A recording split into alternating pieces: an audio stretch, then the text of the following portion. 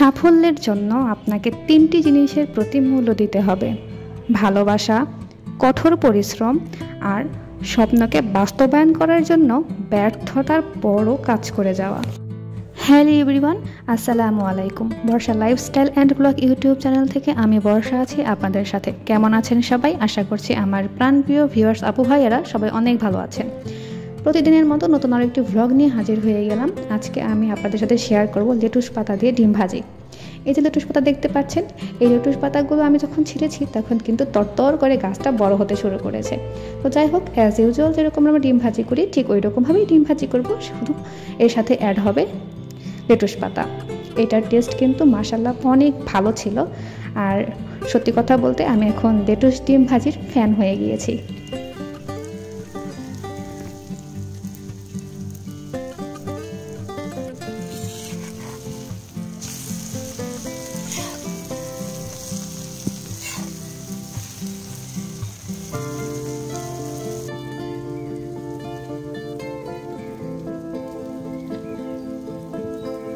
প্রায় 9 বছর পর আমার শ্বশুরবাড়িতে আমার শাশুড়ি দুধ চিতই পিঠা করলেন।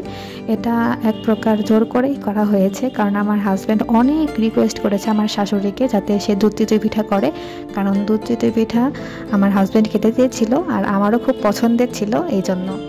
আর দুধ চিতই পিঠা আমি আসলে কি বলবো, দুইজন সম্মিলিতভাবেই তৈরি করেছি। আর আমার এই মুড়ির মোয়া দিয়ে খেতে ভালোই লাগছিল, এই জন্য খেয়ে নিলাম। আর যেহেতু মিষ্টি মুখ করেছি, একটু ঝাল ঝাল খেতে মন চাইছিল, তো আজকেও ওই ব্যতিক্রম নয়, আগের মতোই একটা সুন্দর সহজ রেসিপি নিয়েছি। সেটা হচ্ছে মূলা সিদ্ধ, মরিচ ভর্তা, আলু ভর্তা আর ডিম সিদ্ধ। এটা দিয়ে খাবো। খেয়ে দিয়ে আমি একটুখানি আরাম করব। এই খাবারটা অনেক মজার ছিল। তারপরে দুধ চিতই পিঠাটাও অনেক মজার ছিল। কখনো ভাবতে পারিনি যে আমার এবং আমার শাশুড়ির দুজনের হাতে সম্মিলিতভাবে তৈরি করা দুধ চিতই পিঠা এতটা মজার হবে, সবাই অনেক পছন্দ করবে। দেন আমি চলে আসলাম আমার ছোট্ট কুঁড়ে ঘরে একটুখানি দেখানোর জন্য যে এই ছোট্ট কুঁড়ে ঘরকে কীভাবে সুন্দরভাবে সাজানো যায়।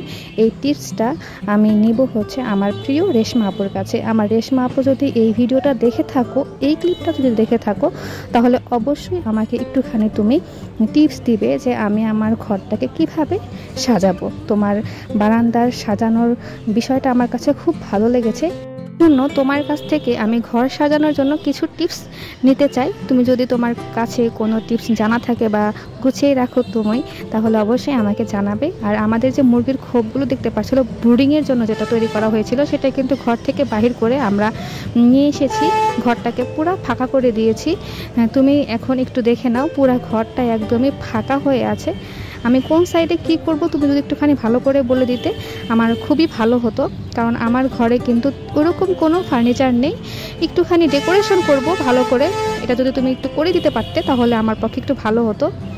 আমি একটু বাইরে আছি, এই জন্য আউট নয়েজ শোনা যাচ্ছে। হোপফুলি তোমরা আমার কথাটা বুঝতে পেরেছো। তো আজকে এই পর্যন্তই, দেখা হবে নতুন কোনো ভ্লগ ভিডিওতে। আর রেশমা আপু, অবশ্যই তুমি আমার রিকোয়েস্টটা রাখবে। সবার সুস্বাস্থ্য কামনা করে বিদায় নিচ্ছি। আল্লাহ হাফেজ।